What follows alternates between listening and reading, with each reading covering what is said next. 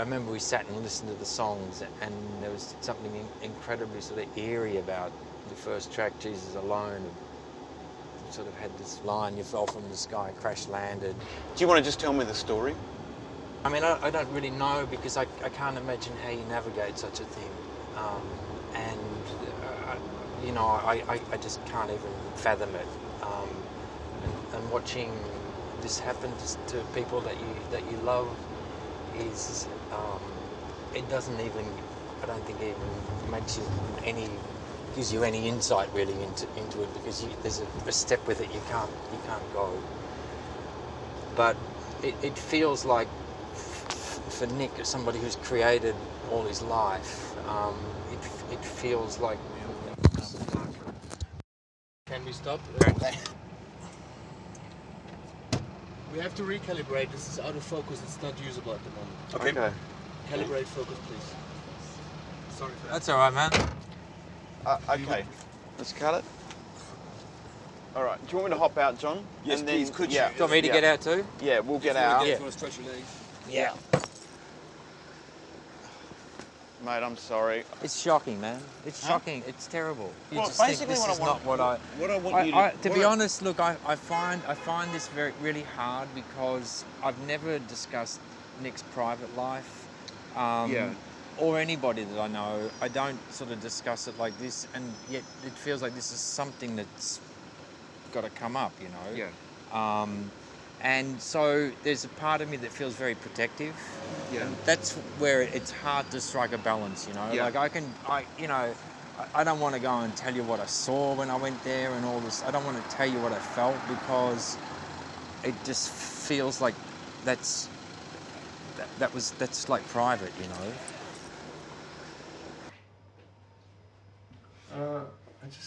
Warren sent me something yesterday. I emailed a friend last night. Guys, should we all go in first? Because I've got to get in before...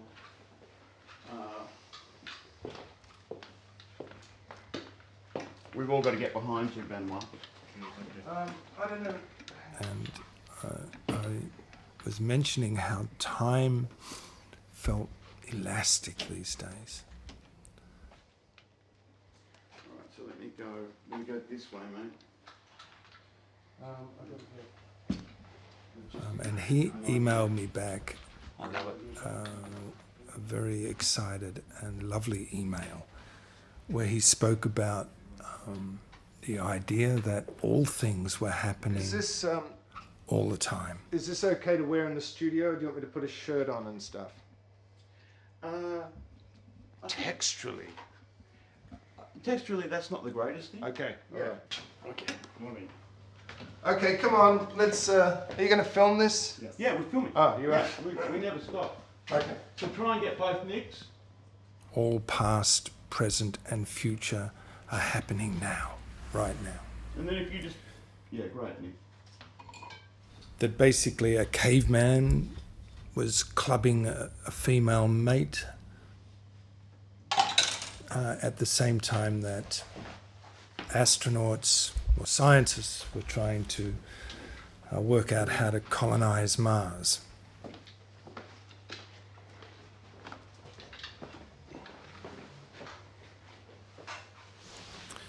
Now, that is encouraging, right? And I think he meant well, but it's not true because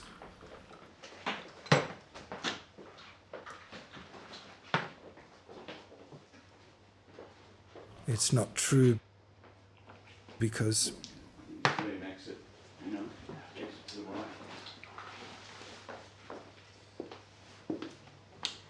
You see there's another Nick in the mirror there. Yeah, there. You know what I mean? So when he comes back in.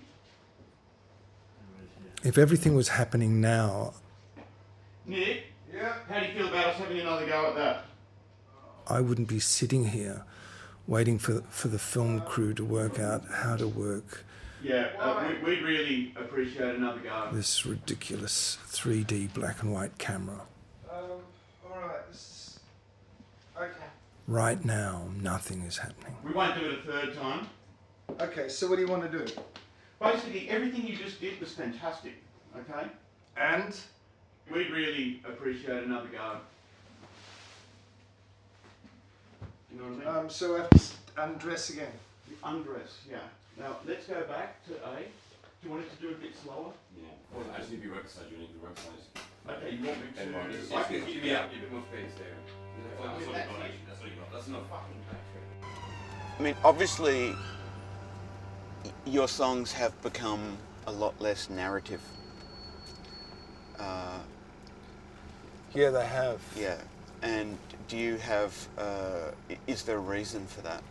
Well, yeah. I mean, I think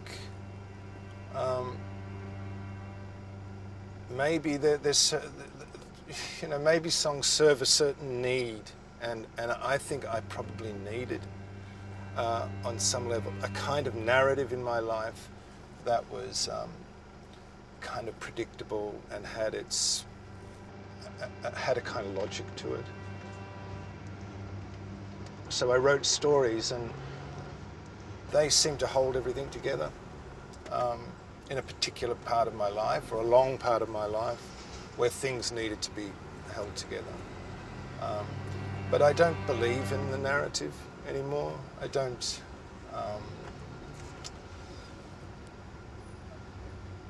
actually believe that that's what life is like, and that there's a pleasing resolve and all of that sort of thing to life.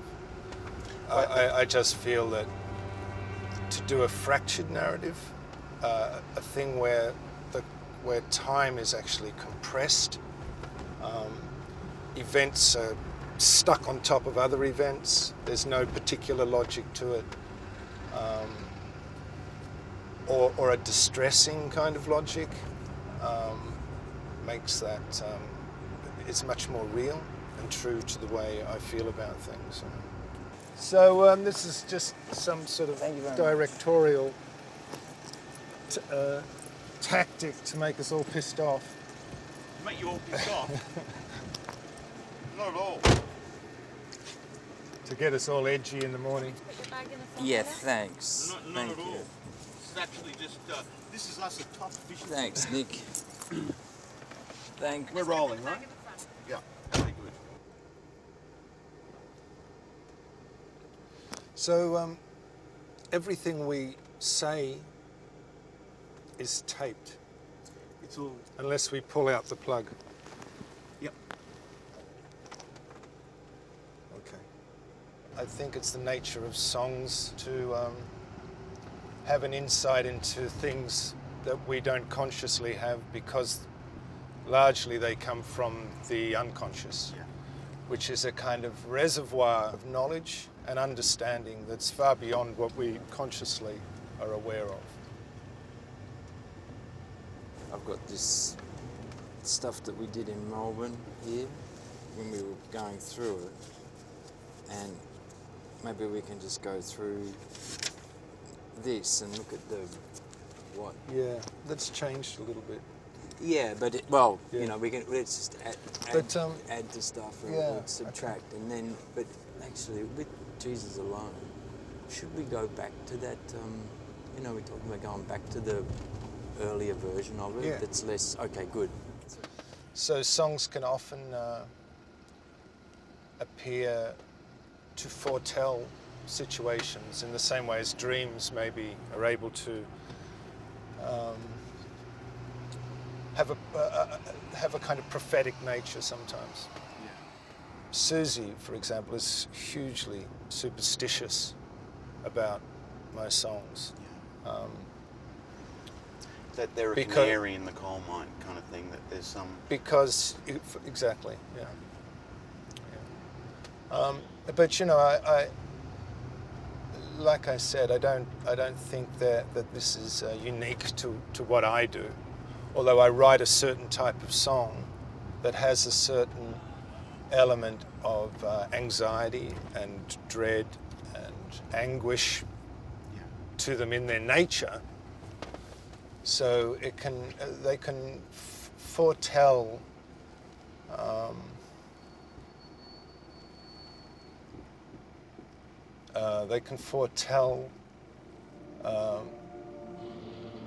certain events.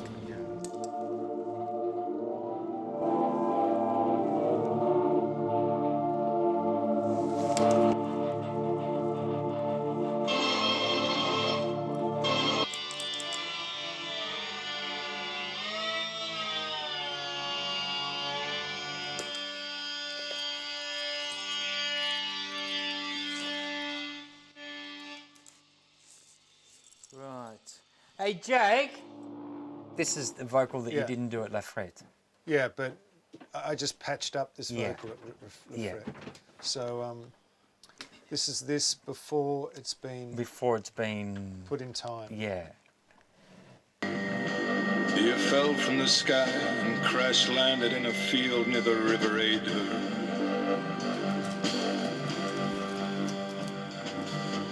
Flowers sprang from the ground, lambs burst from the wombs of their mother.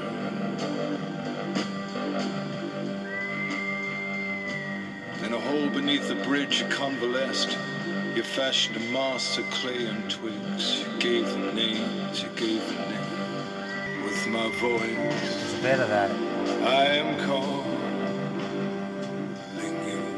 And I'm playing the piano at the same Yeah, time. and because it's just opened up a bit With more my there. voice, This feels like I am It calling. doesn't need the piano, right? it's got the piano here. Yeah, but we could do the piano separately. Yeah. Added overdub piano and all those sorts of oohs and ahs and all that. You're an African doctor harvesting tea. Just go back to... This has a, I mean, I have to listen to the other one, but this definitely has a sort of intensity about it. Yeah.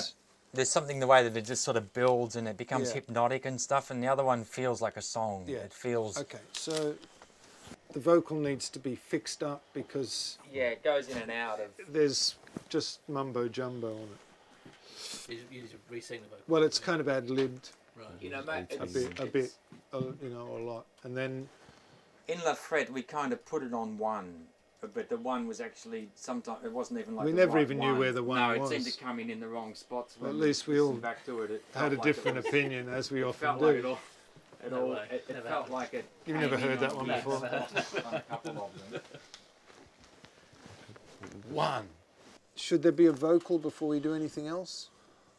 Yeah. Or maybe we don't need a vocal before. I think the vocal will give us the kind of the energy, Right. and what to do so that you feed off. You know, you're working off that, and then I think that you know what to put under it. Like I think it's. Oh, that's it? Yeah. Wow, it's really light. Incredible, isn't it? Aluminium. Aluminium tin. Oh, incredible. $3,000. Oh yeah, did you buy it? You bought it? Yeah. Does it sound good? No, it looks awesome, though.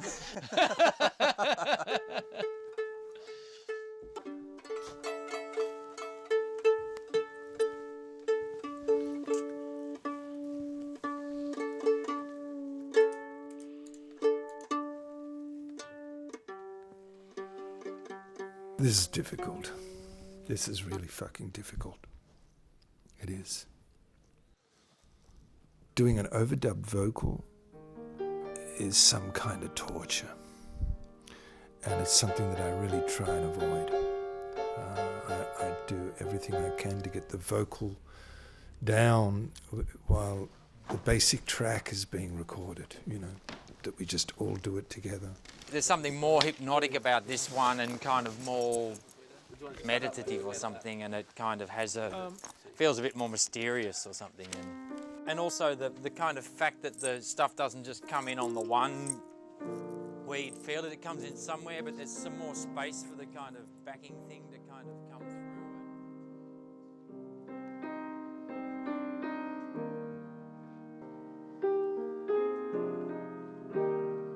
See? No. What's that one? I don't know what the chords are. I have to hear it on with Nick, you want to play piano, right? I don't know what the chords are. I don't know. I don't know yet because I don't even know what the chords are. They keep changing all the time. I mean, I played the chords originally, but there seems to be endless variations on the circle. Oh, fuck it, I don't know what that is. So no, I won't be playing the piano. And it seems to be a bit weird to be trying to work out the chords to an improvised song anyway, don't you think? I'm calling you with my voice. I am calling you. I should have strengthened my voice.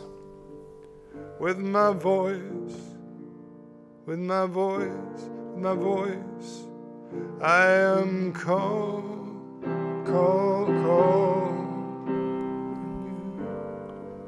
I should have sung more before I came into the studio. I am calling. I knew that at the time. Okay. All right. I'll come out, okay? Yep. I think I'm losing my voice.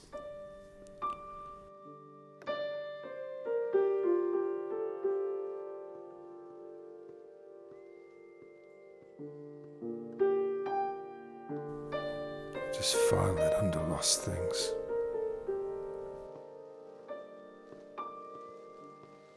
My voice. My iPhone. My judgment.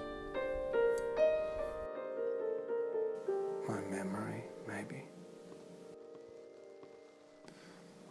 Fuck.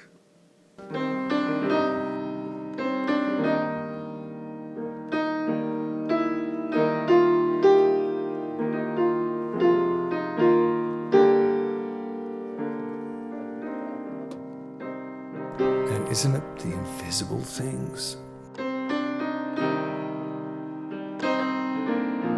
Lost things that have so much mass and so much weight.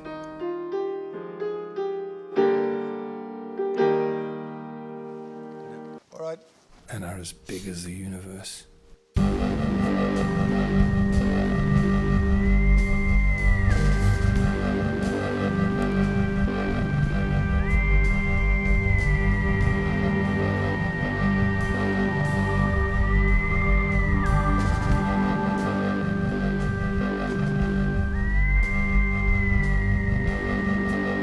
You fell from the sky, crash landed in a field near the River Ader.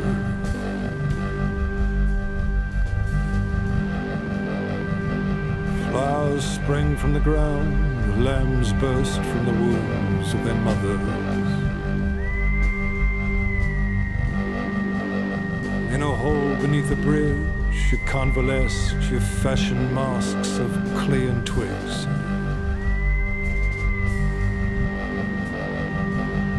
You cried beneath the dripping trees, a ghost song lodged in the throat of a mermaid.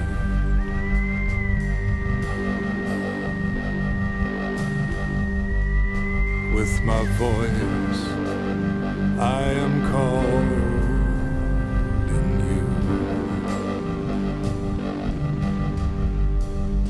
you. You're a young man waking covered in blood that is not yours.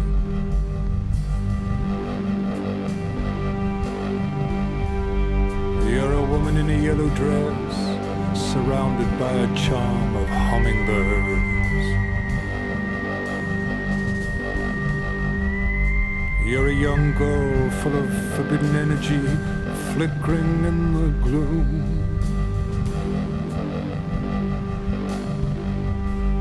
You're a drug addict lying on your back in a Tijuana hotel room.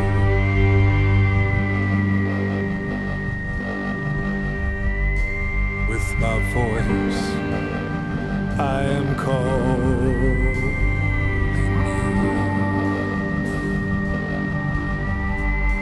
you. With my voice, I am calling you.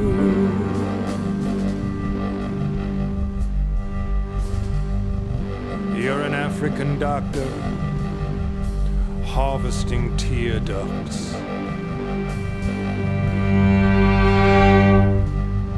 You believe in God, but you get no special dispensation for this belief now.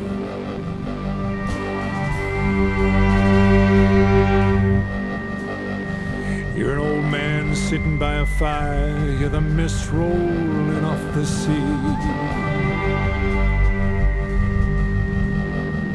You're a distant memory in the mind of your creator, don't you see? With my voice, I am calling you. With my voice, I am calling you.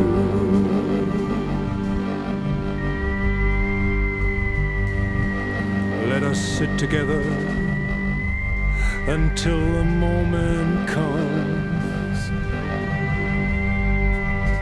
With my voice, I am calling you.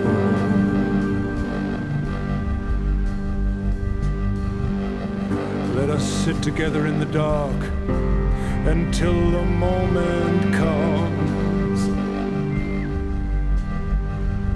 With my voice, I am calling you.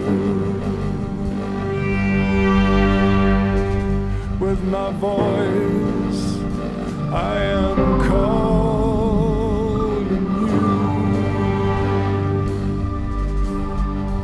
With my voice, I am calling you.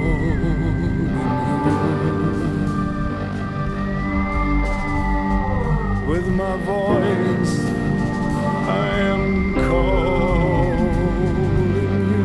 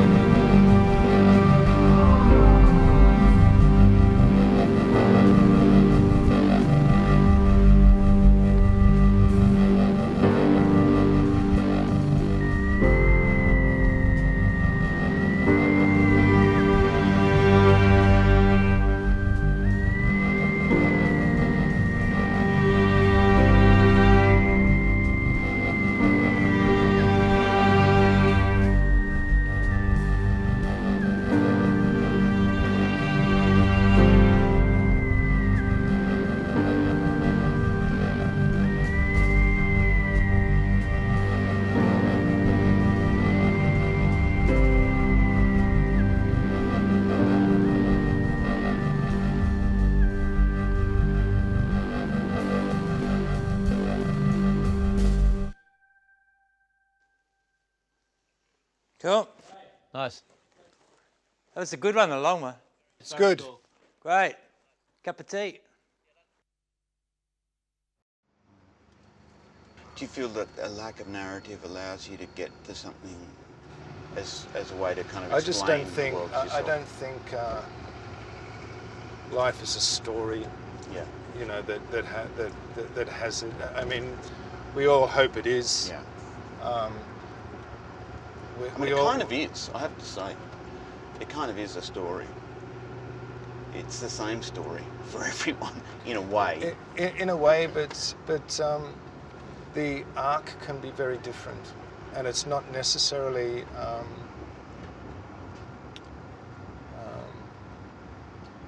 Yeah. Yeah. I guess you were born and you die. Well, you gradually decay, gradually decay. Yeah, which is, I mean, that's what I feel like I'm dealing with, and you're 10 years ahead of me.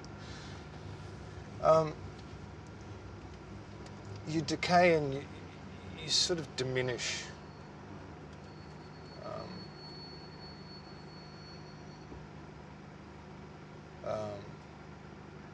Do you really feel that way? Yeah. In what sense? That the struggle to do what I do is it just requires more effort. Was you ready? Yeah. All right, mate. Where from? Where do you want to go from, Was? I guess the second no verse. Second verse, okay. Most of us don't want to change, really. That went away. That did. What happened when you came in? Because it went away and now it's come back. I mean, why should we? Has it moved back? Or is it a cable? Was it when you lifted up the cables, John? Lift up the cables. What we want to do is to sort of modify. Yeah. Yeah. Stop. What have you done there? Most of us don't want to change. Yeah, That's made a whatever difference. that cable is, that's the one. What we do want is sort of modifications on the original model. We keep on being ourselves, but just hopefully better versions of ourselves. But what happens when an event occurs that is so catastrophic that you just change from one day to the next? You change from the known person to an unknown person, so that when you look at yourself in the mirror, you recognize the person that you were, but the person inside the skin is a different person. So that when you go outside,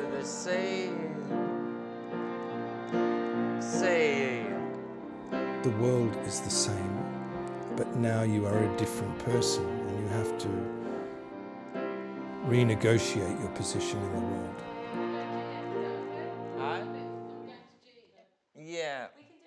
Okay. For instance, I think DFG, DFA seems to... when you go into a shop to get cigarettes because this new version of yourself smokes, and the shop owner says, "How are you?"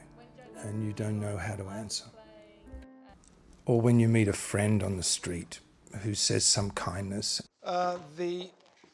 They don't really work on the choruses because they connect to maybe it should be like a boom. And suddenly you are crying in their arms for ages. And then you realise that the person is not a friend at all. I think we're saying the same like thing. a little boom. The boom. They're doing the wah. They don't play on the one. Yeah. But someone else that you don't actually really know very well. I wouldn't put any more emotion into it. Or you go into a bakery to buy a loaf of bread, let's say, and you're standing in the queue and someone grabs you by the arm and says something with their kind eyes, but you can't work out what they've said because the new you can't hear very well, and so you say "what?" but too loudly and angrily, and he says, "We are all with you, man." And you look around and all the bakery is looking at you with kind eyes. And you think that people are really nice. But when did you become an object of pity?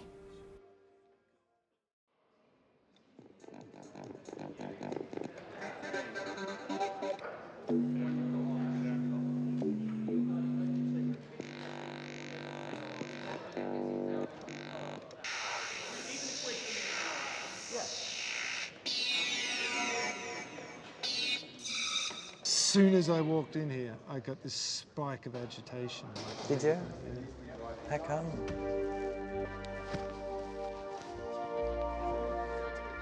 Has anyone seen my pen? No, I guess what I'm saying is it all going to be... Thanks, man. Yeah.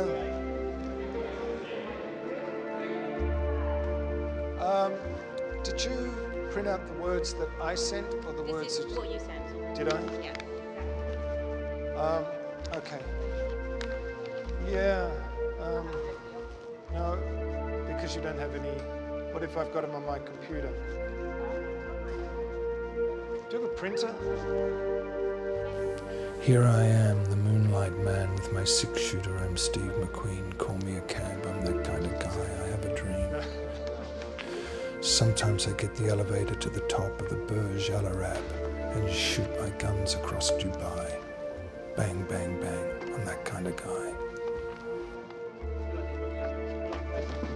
I'm all right. No, I know. But mostly I curl up inside my typewriter, and wish that I could die. Your legs are so long, they should come with their own elevator. Don't worry, darling. I'll be coming around to see you later. I think I sang them differently or something like that than on the time. Because between you and me and my best friend, the housefly, Yeah, kind of. I'm a Steve McQueen with a big, beautiful dream. I am God. I am God thinking about Steve McQueen. Oh yeah, great. It's for me the sirens and the sylphs do their twilight pining. On Saturday night I walk on someone else's stomach lining. Up and down the street, call me a cab, call me a cab. No, I'm a housefly called God, and I don't give a fuck. Right, that's it. Go on. Here I come up the elevator, 60 floors, hoping I don't get stuck.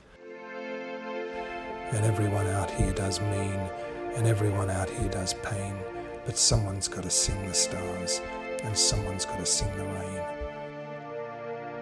I'm the atomizer, I'm the vaporizer, I turn everything to crud. I like it here in your flesh and blood. I'm the elevator man, don't you see? You're a spider-lashed, long-legged, lovely young thing. Call me a cab. I'll drive to the top of the Burj Al Arab and fire my guns across your stomach. Because someone's got to sing the stars, and someone's got to sing the rain, and someone's got to sing the blood, and someone's got to sing the pain. Watch out, you fuckers. I've got my six-shooter and my housefly on a lead. I'm Burj Al McQueen, and I'm coming to make every last one of you bleed. How are you, Jim? I'm all right, thank you. How are you? Got your beard back, mate. Yeah. I thought I'd grow it just for the shoot. What about continuity? Fuck continuity. Fuck continuity. God is great. Chances are, God is good. Well, I wouldn't go that far. Right. C to B flat. I'm Steve McQueen, the atrocity man. If you wanna bleed, don't bleed. And sing too, Jim. If you wanna bleed, don't bleed. With my strap-on blood bomb dream. If you wanna bleed, don't bleed. Just step away. But mostly I curl up inside my typewriter with my housefly and cry. I tell my housefly not to cry. My housefly tells me not to die. Because someone's got to sing the stars, and someone's got to sing the rain, D minor. and someone's got to sing the blood, and someone's got to sing the pain. Okay. Which one? Which one?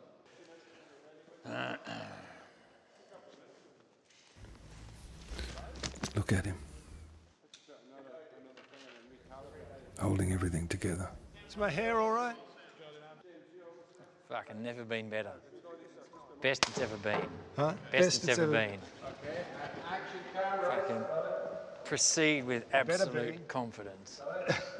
What would I do without Warren? If it's not, 3 or 4 minutes. we should do one. We should do a take pretty soon, or we're going to lose the essence of the thing, because I can feel the whole mojo slipping away. Yeah, it's getting cold. We're getting bored, irritable. Can I try that out just with the backing track, please, Jake?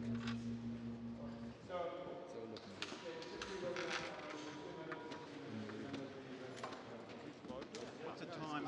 Give me a time estimate. Mix of the vocal against the Okay, it's probably best it's not like... if it's too loud. The track. Yeah, the track or what I'm singing against.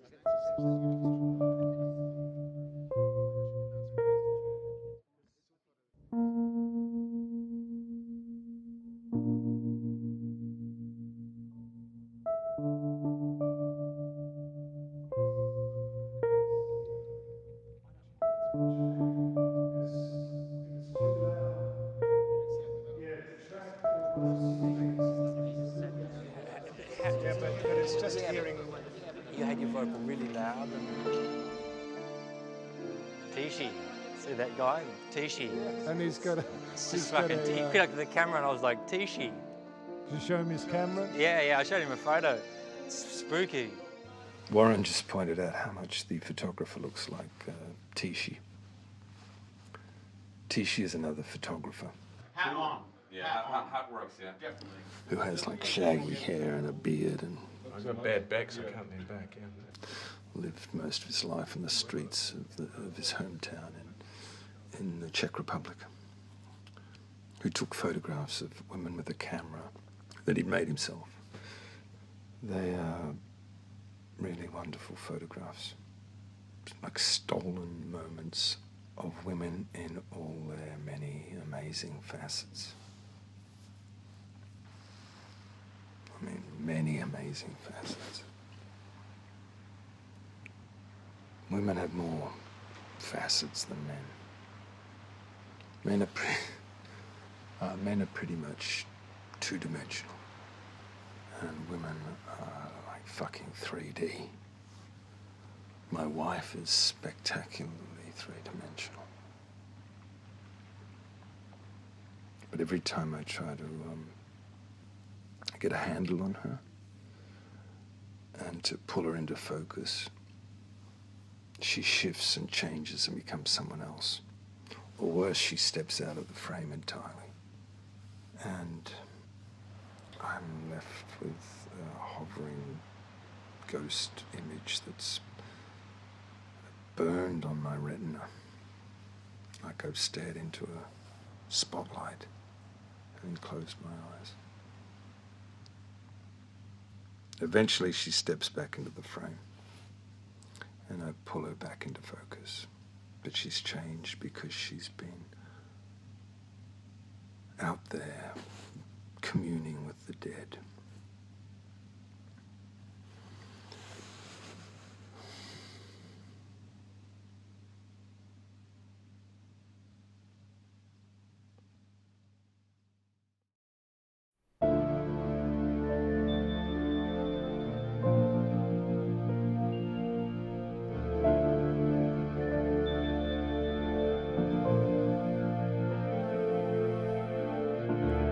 Some go on, some stay behind, some never move at all. Girl in amber trapped forever, spinning down the hall. Let no part of her go unremembered, clothes across the floor. Girl in amber, long to slumber, shuts the bathroom door. The phone, the phone, the phone, it rings, the phone, it rings no more. The song, the song, the song, it's been since 1984. The phone, the phone, the phone, it rings, the phone, it rings no more. The song, it's been spinning now since 90. If you wanna bleed, just bleed. If you wanna bleed, just bleed. But if you wanna leave, don't breathe a word. Just step away and let the world turn you, kneel, lace up his boots, your little blue-eyed boy. Take him by the hand, go floating, moving down the hall. I get lucky 'cause I tried again. I knew the world, it would stop spinning now since you've been gone.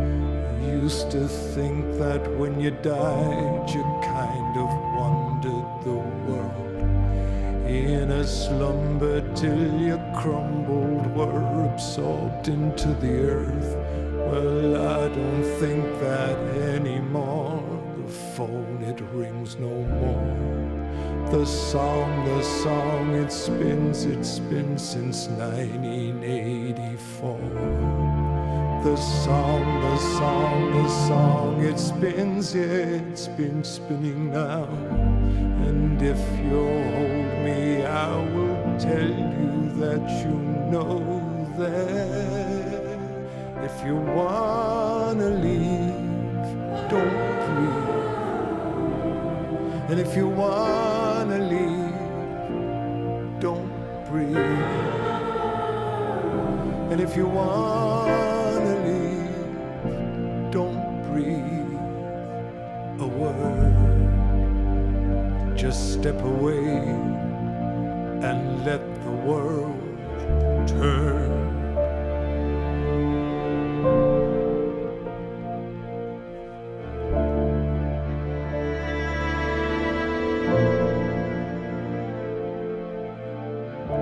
The song, it spins, the song, it spins no more. The phone, it rings and you won't stay.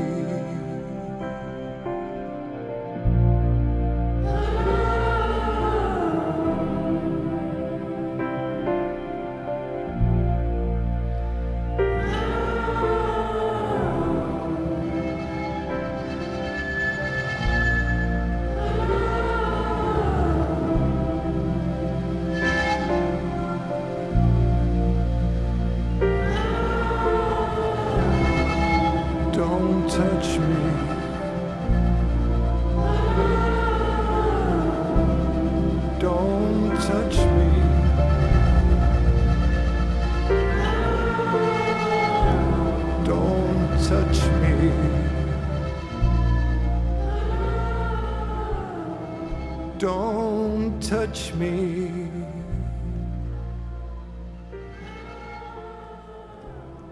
Don't touch me.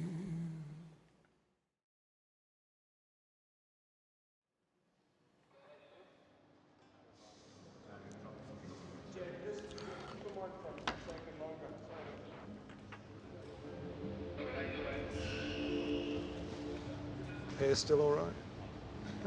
Even better. It's even better now. Whatever you did, don't touch it. Don't touch it.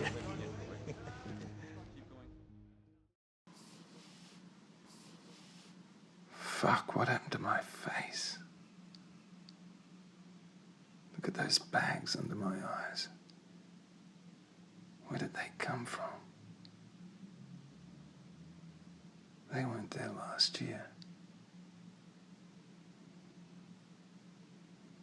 The director says I look like a battered monument. I have a terrible feeling he's trying to be kind to me. I must remember to be kind back. I must remember to be kind.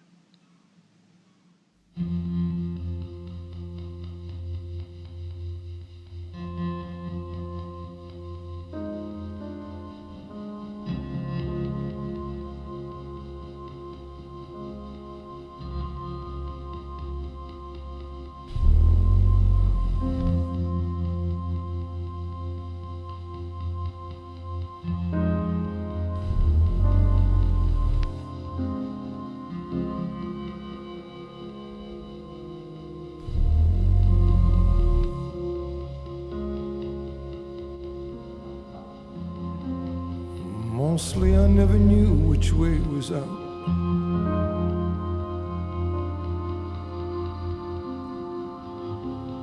Once it was on, and that was that.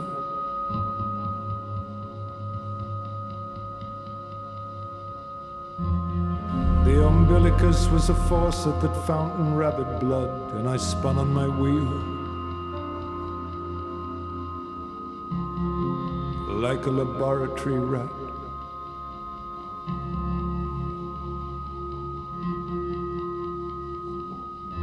I was an electrical storm on the bathroom floor, clutching the bowl. My blood was full of gags and other people's diseases.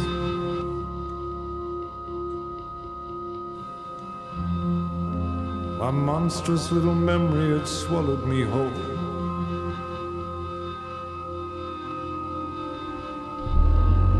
It was the year I officially became the bride of Jesus. In love, I love you, love, I love you, love, I'll move, you move. And one more time with feeling. I love you, love, I love you, love, I'm sawn in half, and all the stars are splashed across the ceiling. Oh, the urge to kill somebody was basically overwhelming. I had such hard blues down there in the supermarket queues. I had a sudden urge to become someone like you, who started out with less than anyone I ever knew.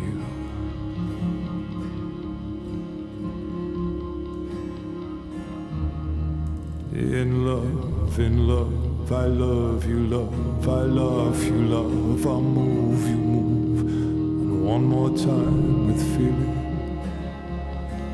I love you, love, I love you, love, I'm sawn in half, and all the stars are splashed across the ceiling.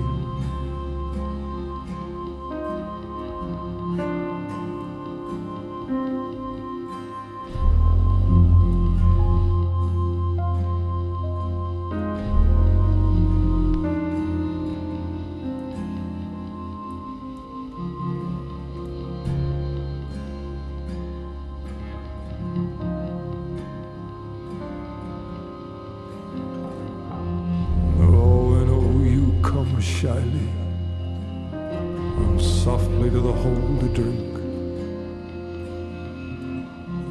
Come as far as the edge of my blood, then swim.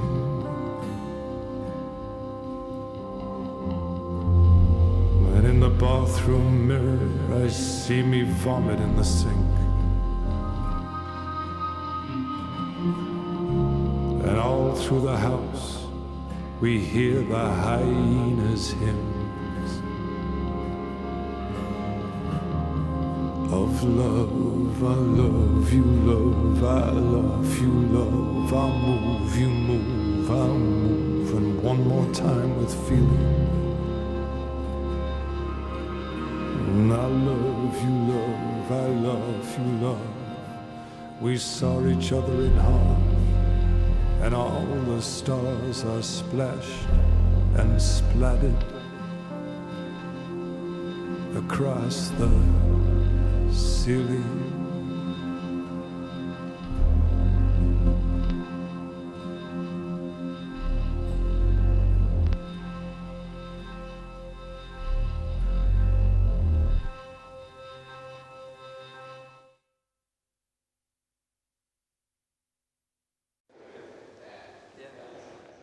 How disturbing is this? Quite disturbing. It is? Yeah. Well, I think I'll make a deal with you.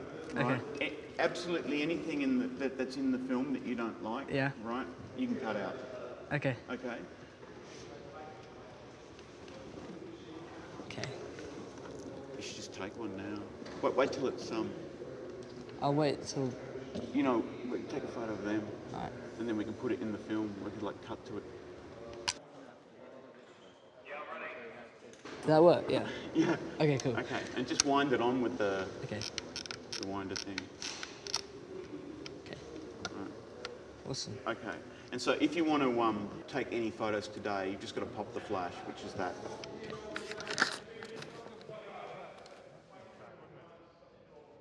We didn't ask for it. But it is all around us, a gratuitous beauty that exists whether we are there to witness it or not. The world plunges on, and all is magnificent. I watch you on your ice floe, call something into the Arctic wind. The wind offers a brutal resistance, but still you plough on. I cling to my iceberg and sing to you. See the sun, see it rising. See it rising, rising in your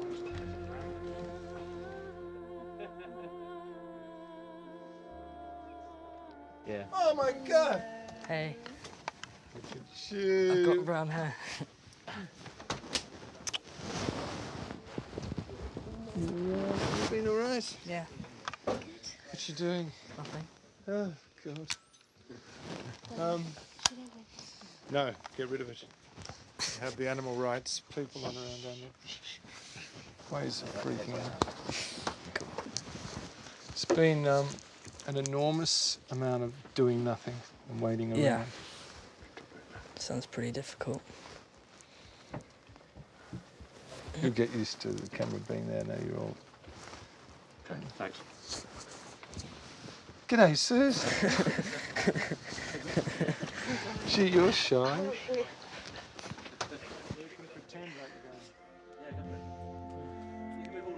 That's what I do all the time, and they give me a special one that's not connected. just for the cameras. It's called a DFA fader. Does fuck all. Are the buttons? Can I press the buttons as well?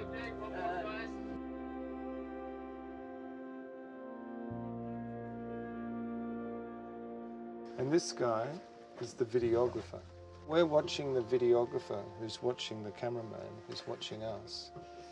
And it just goes around and around and around. Spooky, eh? So which is the 3D camera? Camception. The heavy one. That one. Okay. This is the videographer. Is this in 2D? That's in 2D. Okay. He's a only in 2D. He's only 2D. 2D guy.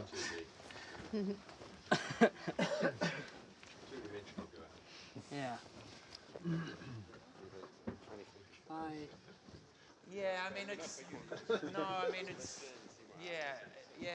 basically the last couple of records and the soundtrack stuff has been really about that. I just pile a bunch of stuff in there and then just try and find something in there. Like it's really about that's the really exciting thing for the last few years with me has been about that, like trying to find something that kind of just comes out of nowhere.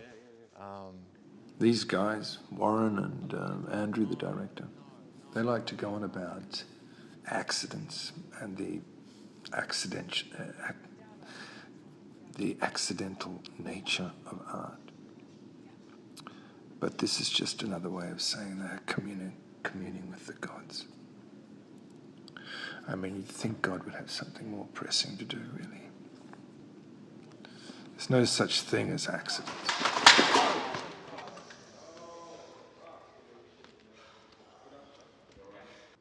Yeah, I think accidents is the wrong word because it's more that we just get into that we get ourselves into a space these days where some sort of magical thing happens that isn't to do with which isn't to do with knowing, which isn't to do with knowing at all, actually. So, I mean, of course, there are happy accidents and stuff like that, but mostly I find that me and Warren, particularly when we kind of jam together and stuff like that, we get into a situation where a lot of very beautiful things just happen after each other, and then we get into a situation where that doesn't happen at all, and we're kind of forever foraging away for these moments.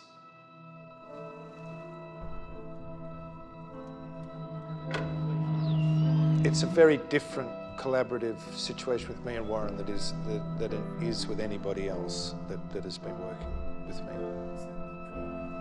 Because we actually sit down in a room together and compose a song together. We're beginning our descent. I never knew what that meant. We grabbed the oxygen mask.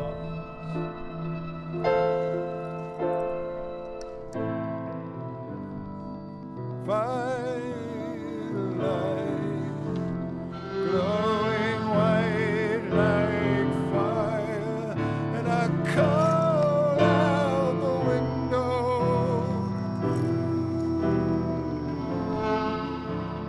Down to the sea. And it's actually really exciting to sing, let's say, if you're in a room together, to sing to something that you don't know.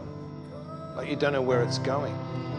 So I'm singing a melody that's being kind of stretched into all these, into a wholly different way than I can ever come up with myself.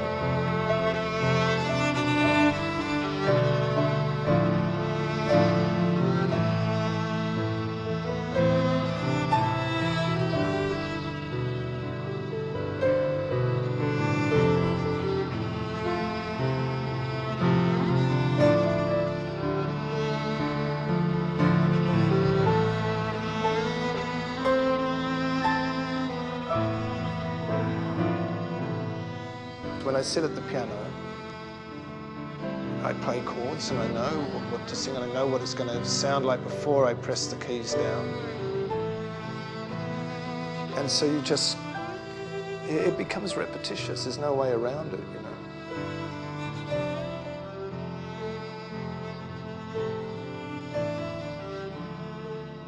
But it's very exciting to have someone else doing that side of things,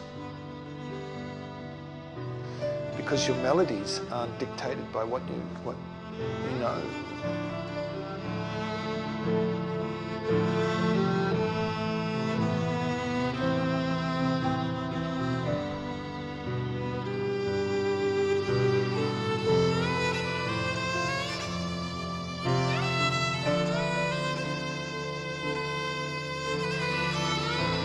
Sunday morning, skeleton tree pressed against the sky, the jittery TV and an empty bed, glowing white like fire, and a call out the window. Down to the sea,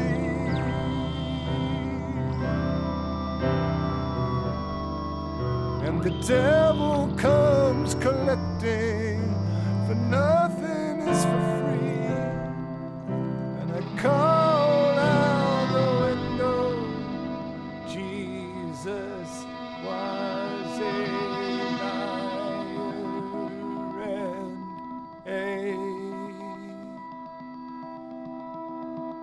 thee.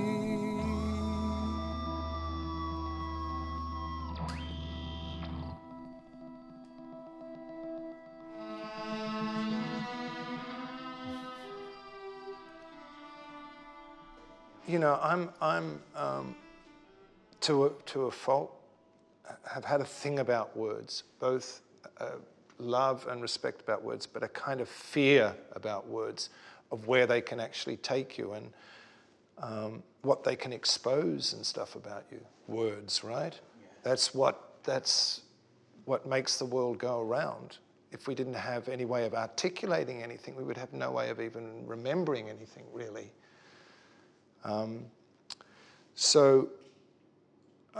Because of that power of words, I've really kept them contained. Like, I don't let a line go, in my opinion. I mean, people might just think what I do is shit. I have to forget about that. But in my opinion, I don't let a line go that I'm not really, really pleased with, basically, right?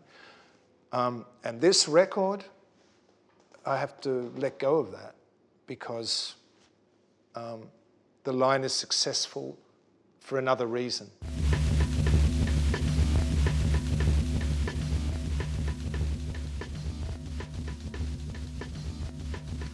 All the fine wind is gone, and this sweet world is so much older.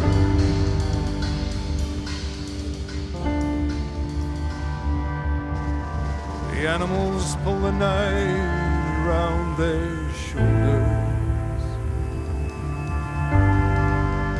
The flowers fall to their naked knees. Here I come now, here I come. I have been out looking for something to love. There's a dark force that shifts at the edge of the trees.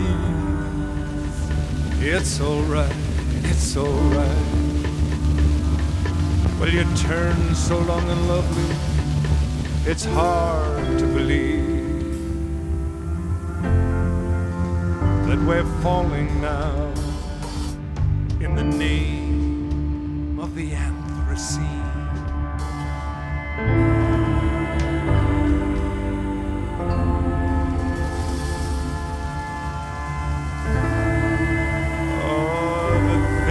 We love, we love, we love, we lose.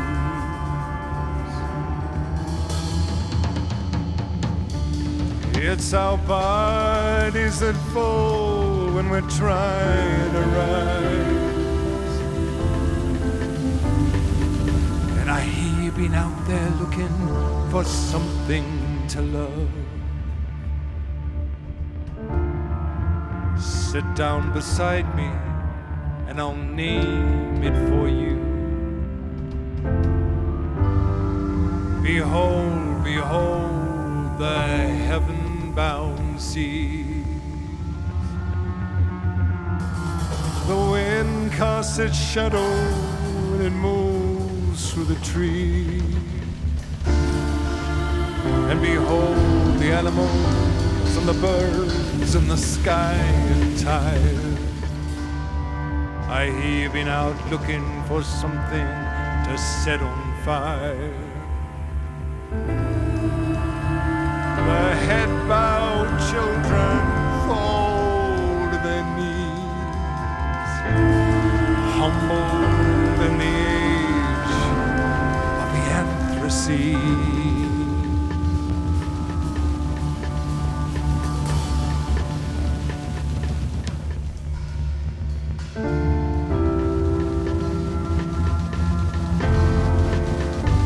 Here they come now, here they come, a pulling you away.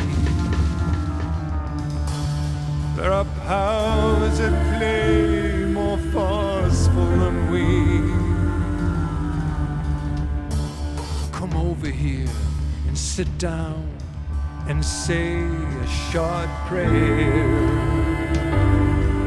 A prayer to the air that we breathe. And the astonishing rise of the Anthracene. Come on now, hold your breath while you sing.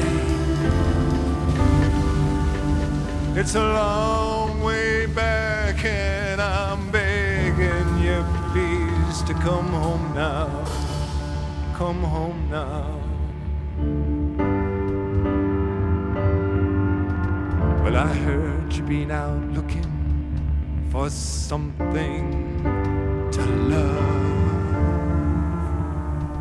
Close your eyes, little world, and brace yourself.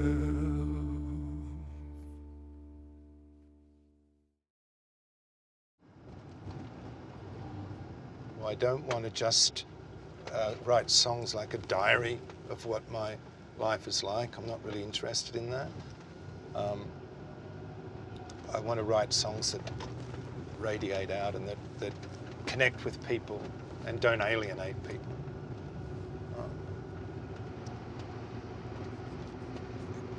Kind of great trauma isn't actually a very good thing. You know, you kind of... You say isn't? Well, sometimes you know, we all wish we have something to write about. You know, we all wish we have something in our lives that can happen, that we can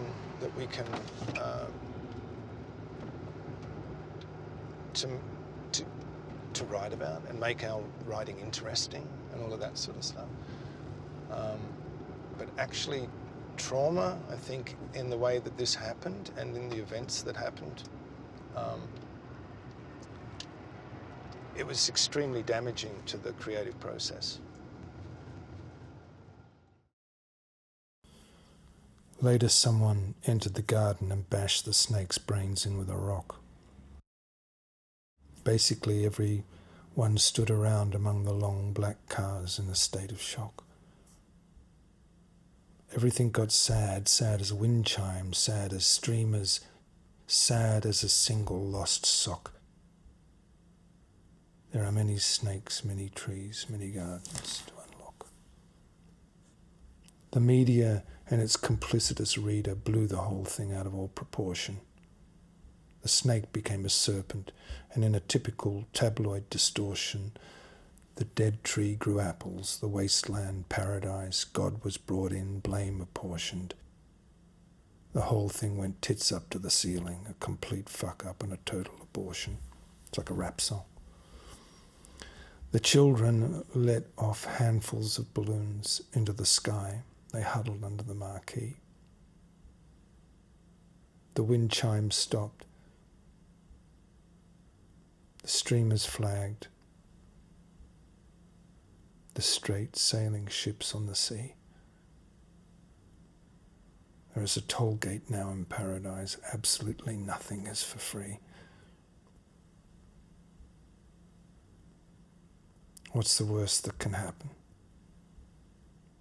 Turning, pushing the hair from your face and smiling at me.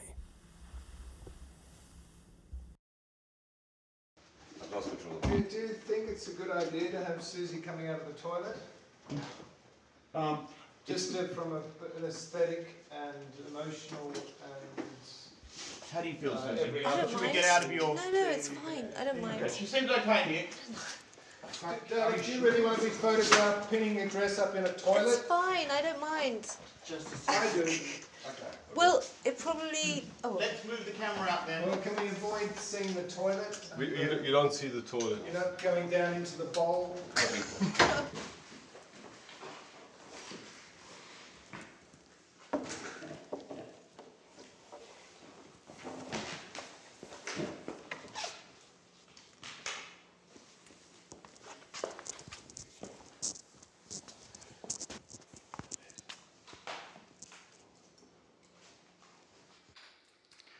What do you think when you look at the picture? Yeah, things have changed. I like that because of the position of our bodies, that we're not connected, that we're absorbed in our own whatever, and But there is a real connection there as well at the same time.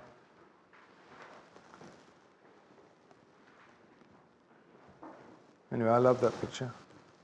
I actually went to a Jungian psychiatrist because I had some problems or whatever. But we ended up talking about Susie all the time because she's actually much more interesting than I am. And he was obviously more interested in her as well. And he said that it was a kind of untapped creativity is quite a common thing actually that she's not doing what she's supposed to be doing. So it's a common thing for women to move furniture around. I mean, what should we do? Yes. Where can this go? If we want to put it back to the way it was the other day. Where was it the other day? It was over It there. was, the bike was there. Yeah, but do you want this out of the shot completely? Yeah, I can just get that. That can go into Nick's office.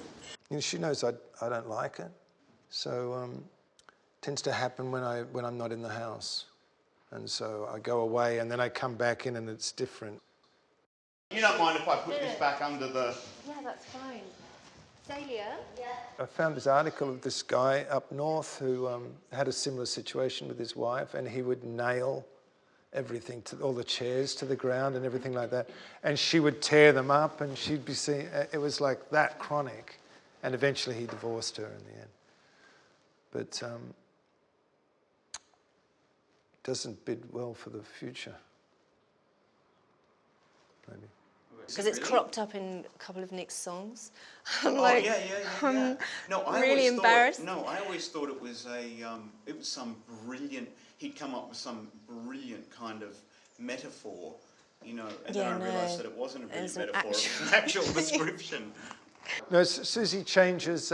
It's better, but Susie actually changes the function of the room while you're asleep, right?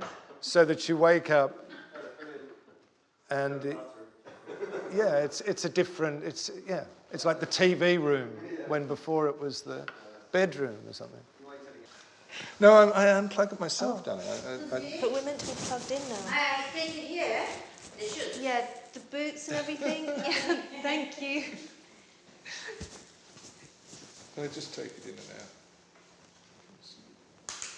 out? Oh, because there's it's okay.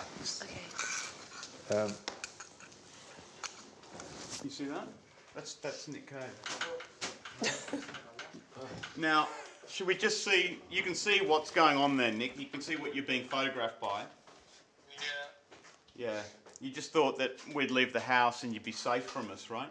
Yeah, in my safe chair. But we're still filming you in 3D from another location. It's amazing. But seriously, what do you think about Susie's shoes? Well, let me see her feet. Can you see them? I think you should wear the high heels. Okay. I'll keep them on. All right. Okay. Now, Susie, do you want to just explain to us the philosophy of the dress? Yeah, okay, this dress is based on the American Prairie dress, and it's, you know those sort of cults that all wear the same dresses? That was kind of the inspiration, because I wanted to do them in all these different colour pastels, and I wanted them to be kind of, instead of being really frumpy, that they're really see-through, like some of them are completely see-through, and some of them, like this one, is sort of semi-see-through. I mean, you can decide how much you want to reveal. So is the idea to take something that is supposed to be deeply conservative and sexualise it? Yeah, I guess so. I guess so. There is that. And it's not that see-through, so you don't have to worry. Since, you know, since everything that happened, my work became something different, you know. Before it was something I was doing, you know, because I was enjoying it and loving it, but then it became a real necessity. I really had to work, and because it was the only thing that would take my mind off everything. Yeah. I try to not allow myself to sink down into, you know, I try to you know, to just keep moving forward and keep looking forward, you know, and just, but sometimes, you know, physically, sometimes I feel it almost more in my, I don't know how to describe it.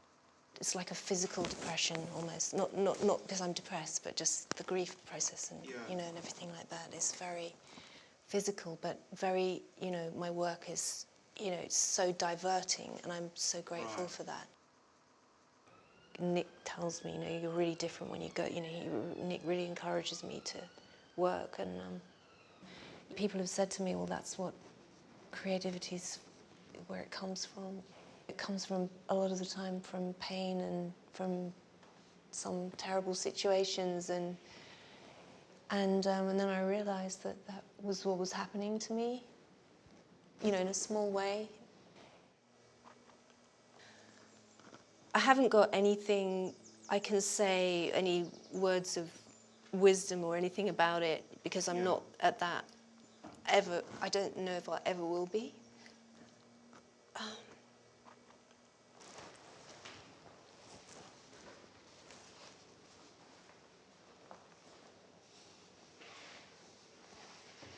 And do you want to just run us through it, Susie, what it is? Difficult.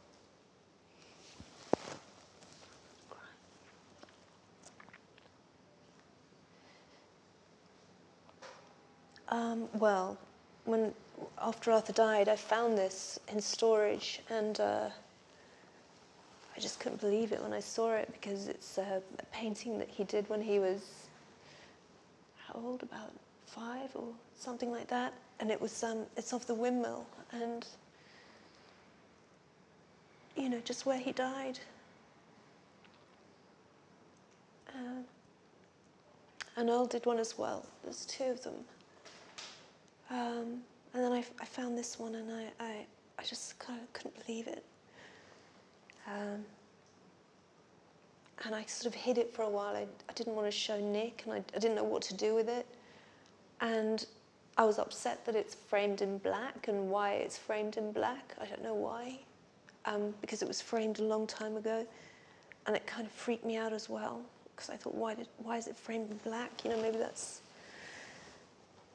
you know, I was just being really superstitious, and anyway, yeah. But I don't really know what else to say about it,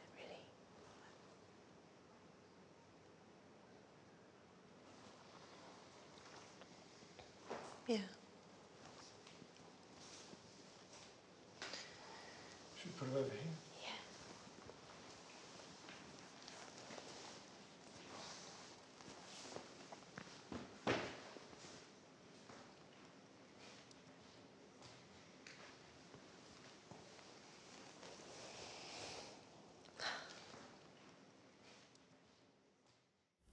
There is more paradise in hell than we've been told. And every step we take, we start from blue, lie down and bleed into the water hole. And so the night it will in time unfold, curled up inside my palm and sleeping too. There is more paradise in hell than we've been told.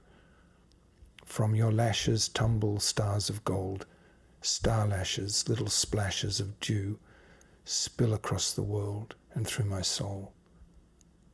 Now call your tiny animals to the drinking hole. Little cat, little bear, little fire horse, little kangaroo. There is more paradise in hell than we've been told. Little cat, little fire horse with her shivering foal, curled in my demon palm and dreaming too, and all across the world the night unfolds, and all across the night and through my soul. For every step we take, we start from blue. Fresh tears bleed into the water hole. There is more paradise in hell than we've been told.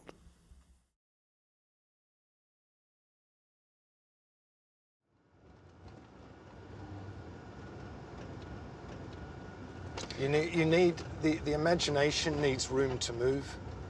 It needs room to invent and to dream.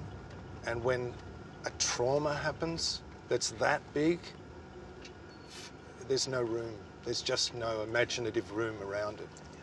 there's just the fucking trauma.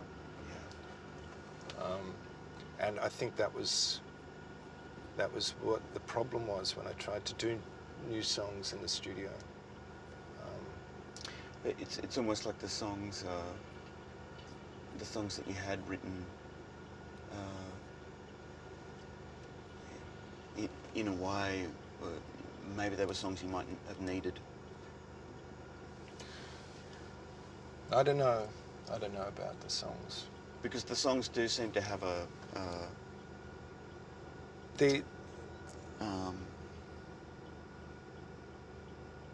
there's a sense of helplessness in the songs as well, you know.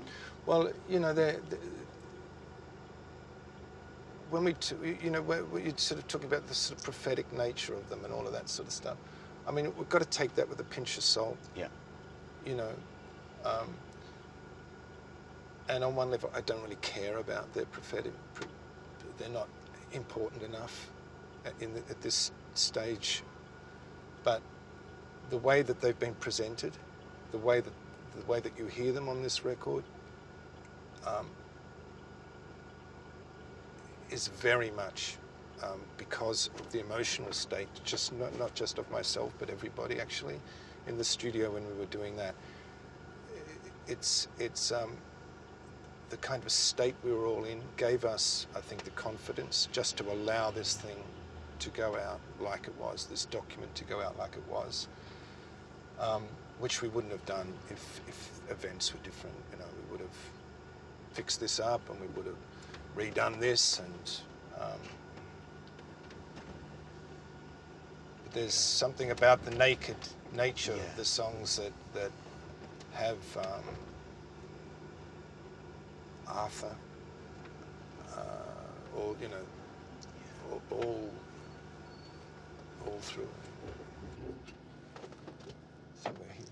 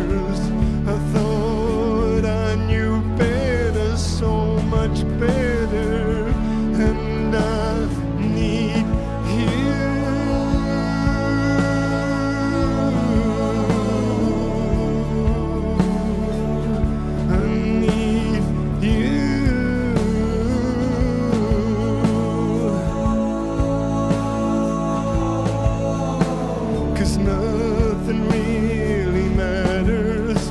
Oh, that night we wrecked like a train. The purring cars and the pouring rain.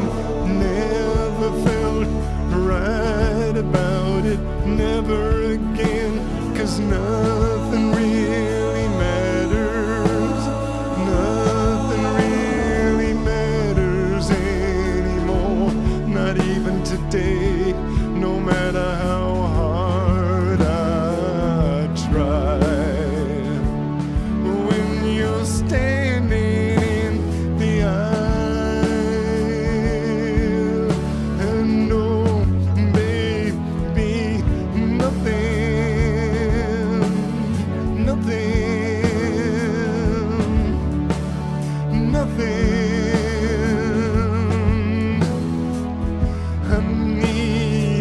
I need you.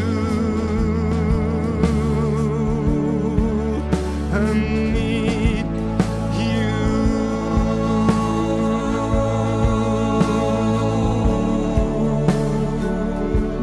In my heart, I need you.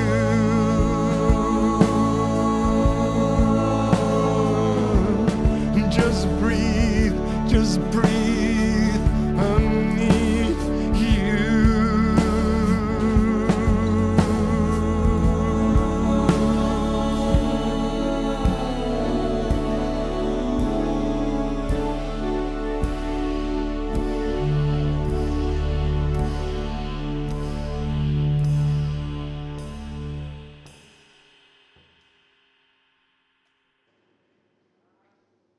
Yeah, things are being torn apart, and I'm desperately trying to find a way of making some kind of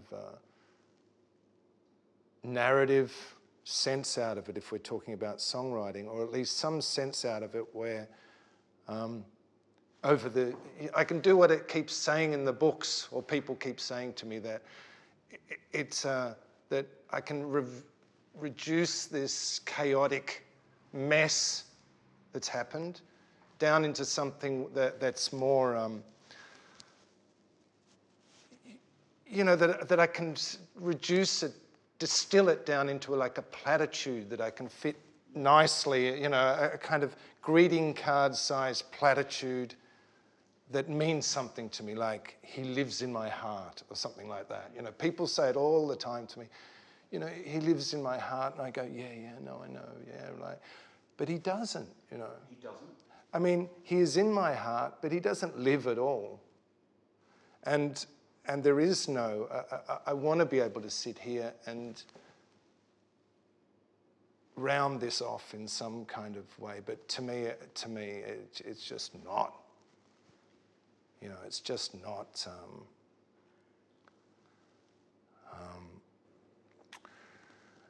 Things, it's affected me in a way that I don't understand, so that my reactions to things aren't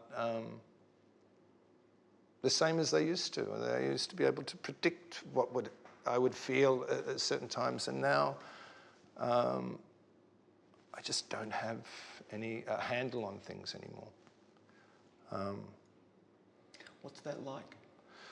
Well, it's frightening because I don't know what I'm fucking doing now, for example. What am I sitting in a camera, being filmed, talking about this sort of thing for? I wouldn't have dreamed of doing that before. Well, I'm not sure that I feel entirely comfortable about Well, it either. I don't know. I don't know either.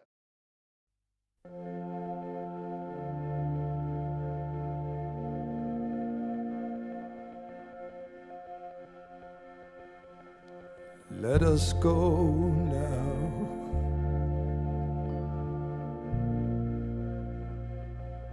My one true love. Call the gas man. Cut the power off. We can set out. We can set out for the distant sky. Watch the sun watch it rising in your eyes.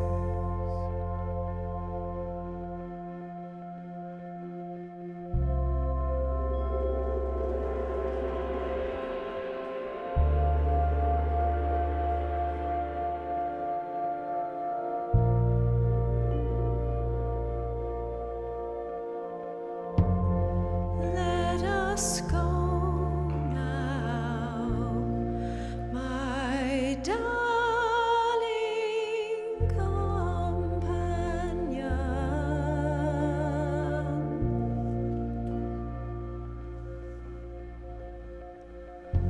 Set out for the distant skies.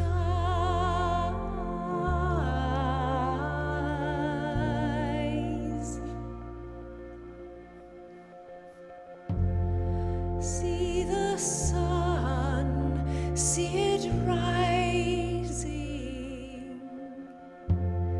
See it rising, rising in your eyes.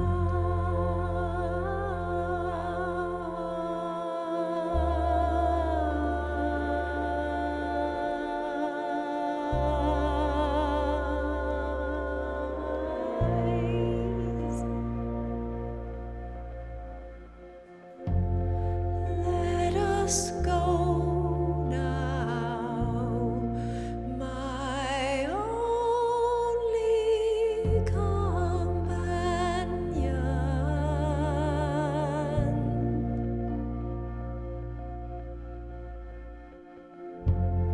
Set out for the distant sky.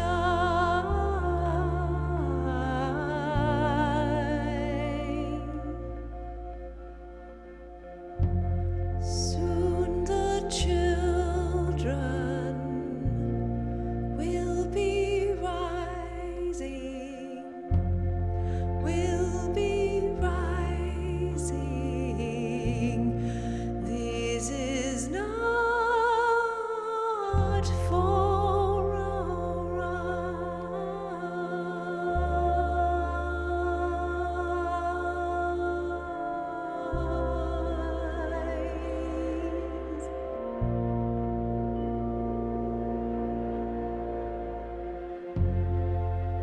They told us our gods would outlive us. They told us our dreams would outlive us. They told us our gods would outlive us. But they lied.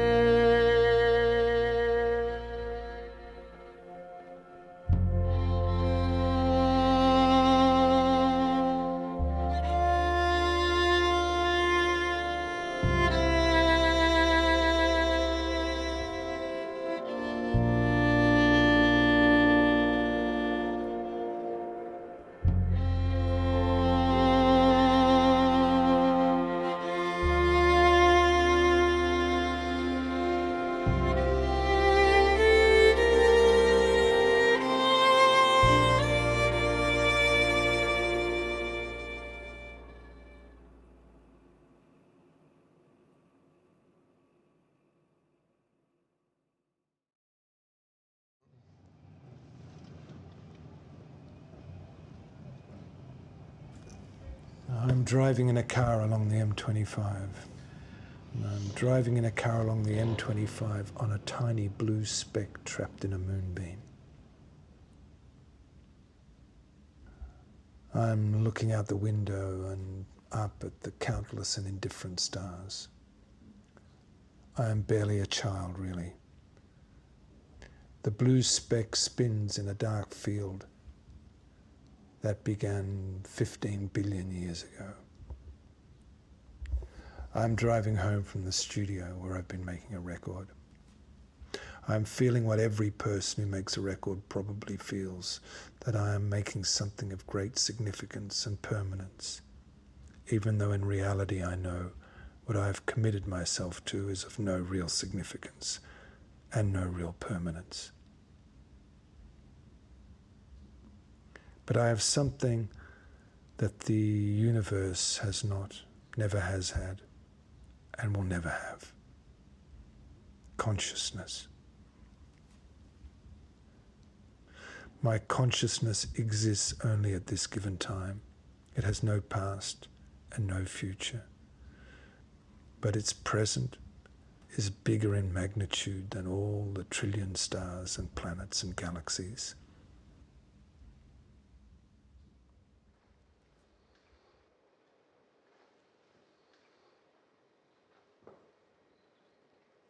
There's no,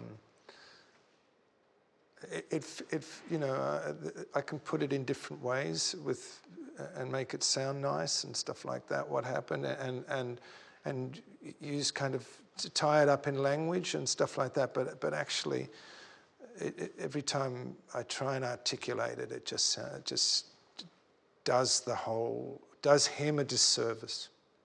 That's how it feels like to me. So. Because it happened to us, but it happened to him.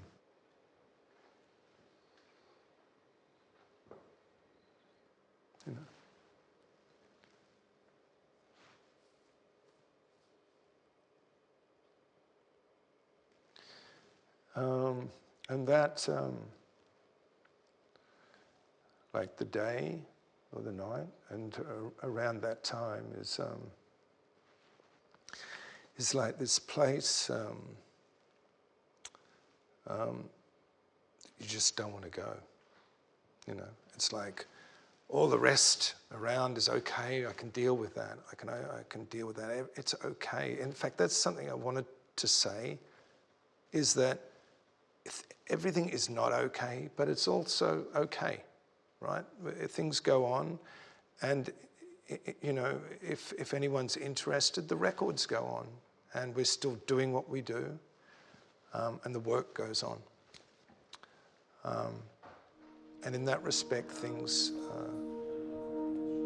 continue.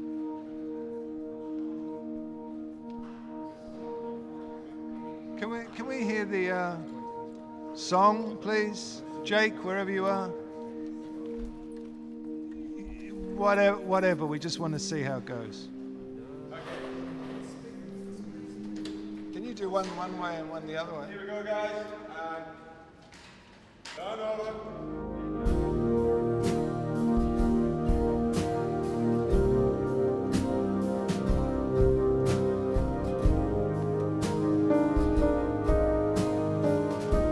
Sunday morning, skeleton tree.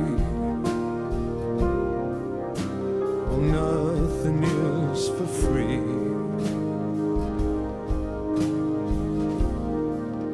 In the window, a candle. Or maybe you can see.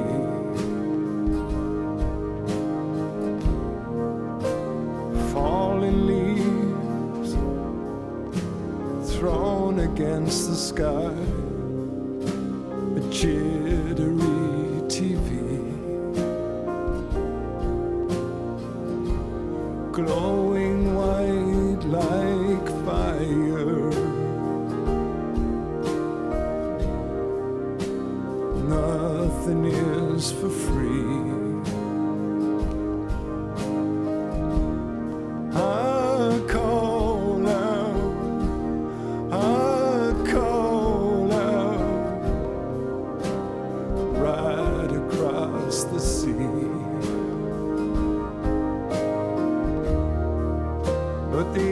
all comes back empty.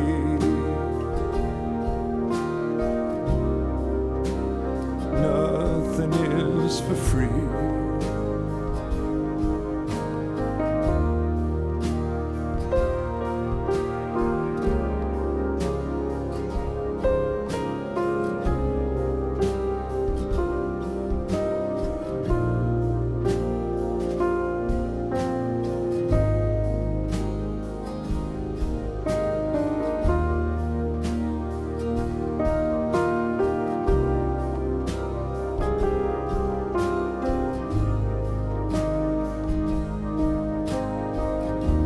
Sunday morning, skeleton tree,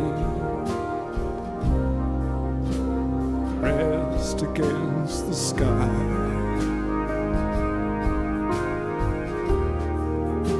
The jittery TV,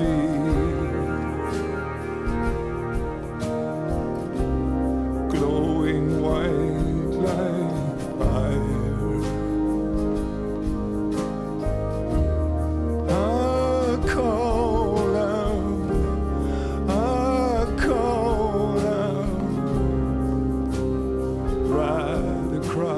The sea. I call out, I call out. Nothing is for free, and it's all right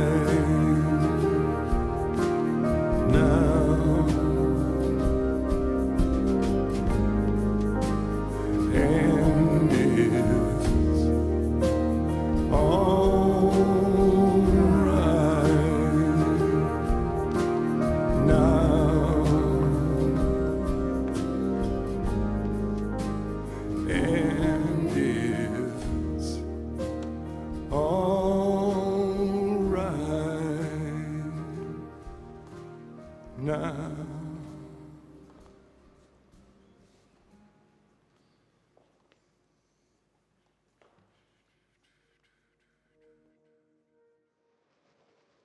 Anyway, that's what I mean. You know, all of this stuff that I'm saying now, it feels like it's just a lot of bullshit to me. You know, it may mean something, but in the end, there's something that happened, and there's a kind of like a ring around that event, or it's fenced off. And everything else is okay around it, but there's just something that happened in that short space of time that we can never get that far away from. That we're... You probably don't want to. Well, I think, you know, when I looked at the film back, there was something I was rattling on about time being elastic. Yeah. And I think that's what I meant, that we're attached to this event and that we move away like that, and we're like on a rubber band, and life can go on and on and on and on, but eventually it just keeps coming back to that thing, and that's some kind of trauma, I guess.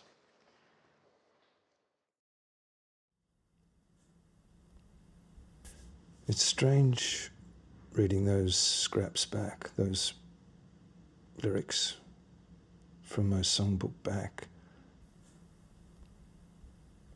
and you know, they're okay.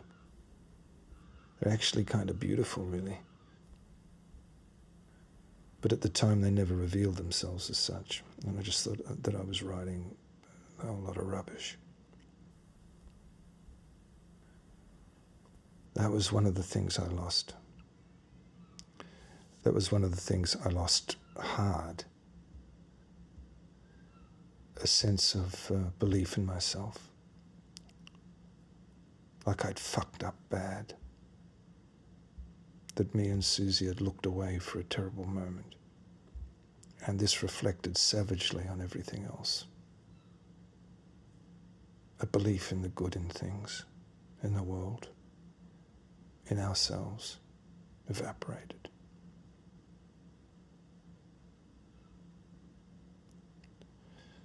But you know, after a while, after a time, Susie and I decided to be happy, as happiness seemed to be an act of revenge, an act of defiance. To care about each other and everyone else, and to be careful with each other and the ones around us.